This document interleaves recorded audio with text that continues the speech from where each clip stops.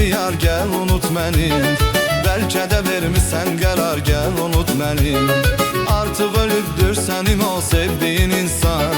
Aldı ümidlərimi məzar gel unut məni. Hərdən ötən günləri düşünüb yanıram mən. Həsrət ürəkdən alışıb odlanıram mən. Ayrılığa səbəb sənin getməyin oldu.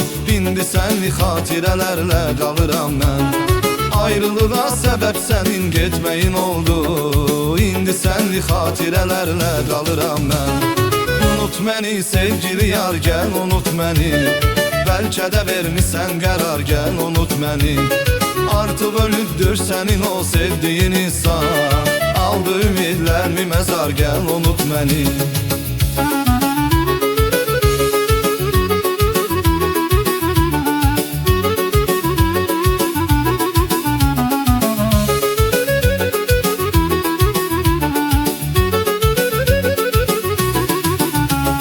Sənlə olan sevgi bilməz idim həvəsdir.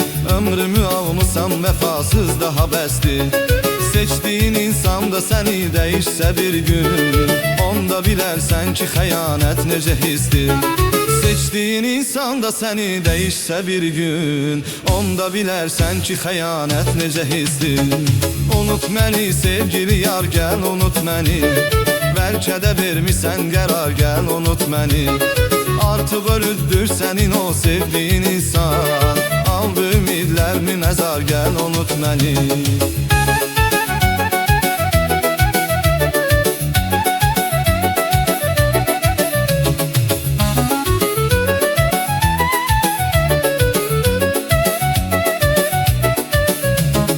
Deyirdin ki sevgilim əllərimi buraxma.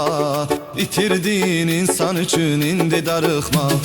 Son sözümü saxla yadında onu dağıtıb. Getmisənsə sevgili yar arxaya baxma.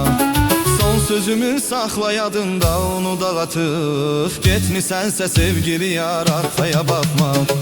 Unut məni sevgili yar gel unut məni.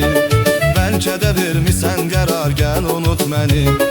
Artıq ölübdür sənin o sevdiğin insan. Aldı ümidlərimi məzar gel unut məni.